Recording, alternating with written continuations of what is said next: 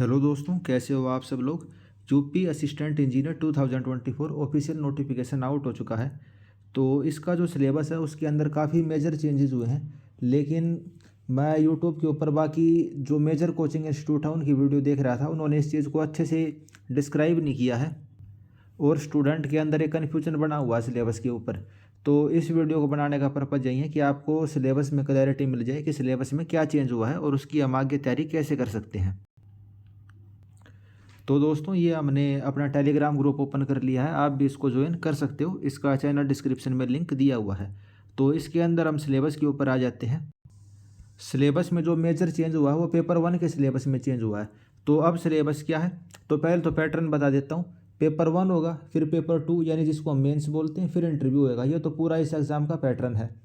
तो सबसे पहले पेपर 1 यानी जो प्रीलिम्स एग्ज़ाम है उसका देख लेते हैं।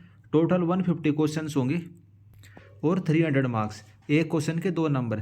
25 नंबर की हिंदी है, 25 नंबर की जीके है और 100 नंबर का इंजीनियरिंग एप्टीट्यूड है।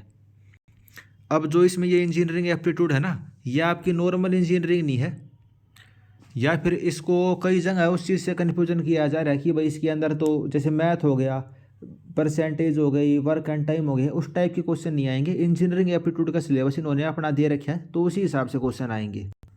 100 नंबर का है ये, वो 100 क्वेश्चन है यानी 200 नंबर का हमारा इंजीनियरिंग एप्टीट्यूड है।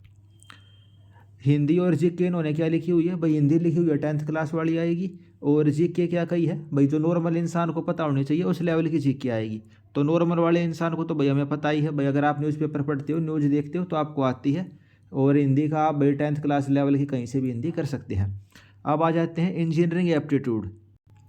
इंजीनियरिंग एप्टीट्यूड इसके अंदर ना तो गेट वाला है ना ईएससी वाला है, इसमें वो मैथ नहीं बूझ रखी, इसमें अलग ही सिलेबस है। इंजीनियरिंग एप्टीट्यूड में क्या चीज़ें हैं, general principle of design and drawing, यानी जो आपकी इंजीनियरिंग ड्राइंग होती है, पहले सेमेस्टर में आपने इंजीनियरिंग करी होगी तब आपने पढ़ी होगी।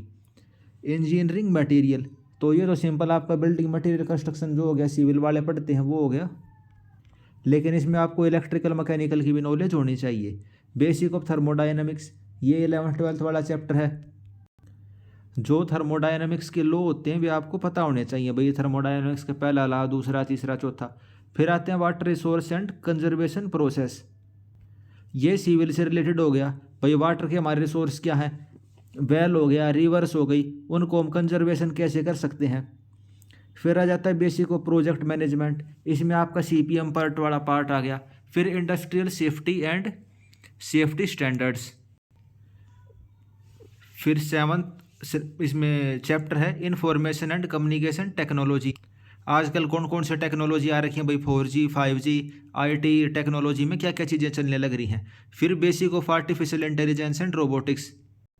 तो जो ये मैं आपको सिलेबस दिखा रहा हूँ ये किसी और एग्जाम के साथ मैच नहीं करता, तो बिल्कुल ही नया सिलेबस है पेपर 1 का। इसके लिए आपको नए सिरे से बिल्कुल तैयारी करनी पड़ेगी, एक एक चैप्टर को आपको अलग अलग सर्च करके पढ़ना पड़ेगा। कई जगह सर्च करा मैंने, बाकी कई बच्चों से डिस्कशन भी करा, तो कई मेरे को इसके बारे में भाई आप कहाँ से पढ़ सकते हो वो मेरे को एग्जैक्ट इन्फॉर्मेशन पता नहीं चली। तो हो सकता है मैं आपके लिए फ्यूचर में इंजीनियरिंग एप्टीट्यूड की अलग से क्लास में अपने चैनल के ऊपर शुरू करूँ। अभी कंफर्म नहीं है, लेकिन मेरे माइंड में ये चीज़ अभी मैं कंसिडर करने लग रहा हूँ। अगर आपको ज़रूरत पड़ेगी तो हम इस चीज़ को शुरू कर सकते हैं। फिर आता है टाइप ऑफ मशीनरी मेंटेनेंस, ये थोड़ा मैकेनिकल के रिलेशन में ज़्यादा हो गया। ग्रीन एनर्जी भाई, सोलर वगैरह, रिन्यूएबल एनर्जी आ गई। Basic of measurement and instrumentation, तो मेजरमेंट वाला पार्ट भाई वर्नियर कैलिपर से करते हैं, इंच, यूनिट मेजरमेंट वगैरह।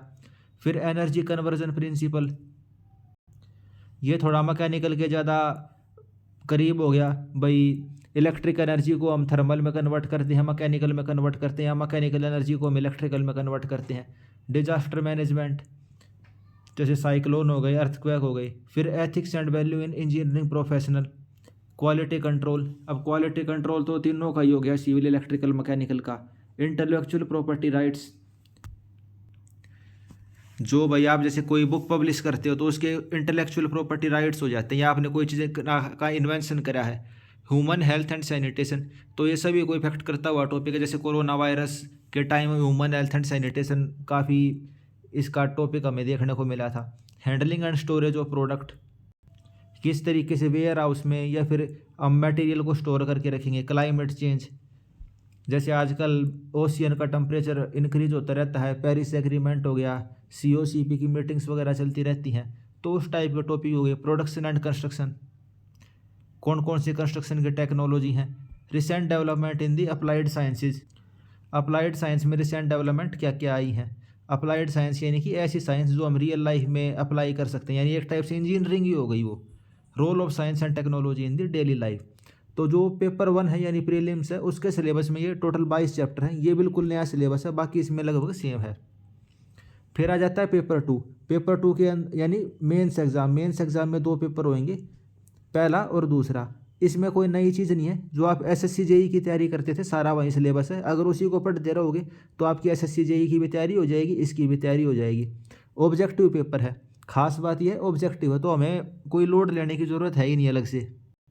रिटर्न में तो क्या होता है भाई, आपको टेंशन लेनी पड़ती है कैसे लिखेंगे, और मतलब 50 चीज़ें उसमें एक्स्ट्रा इन्वॉल्व हो जाती हैं। लेकिन ऑब्जेक्टिव है तो अपने को कोई दिक्कत वाली चीज़ है ही नहीं इसके अंदर। फिर क्या आता है इंटरव्यू। तीसरे राउंड में 100 नंबर का इंटरव्यू है।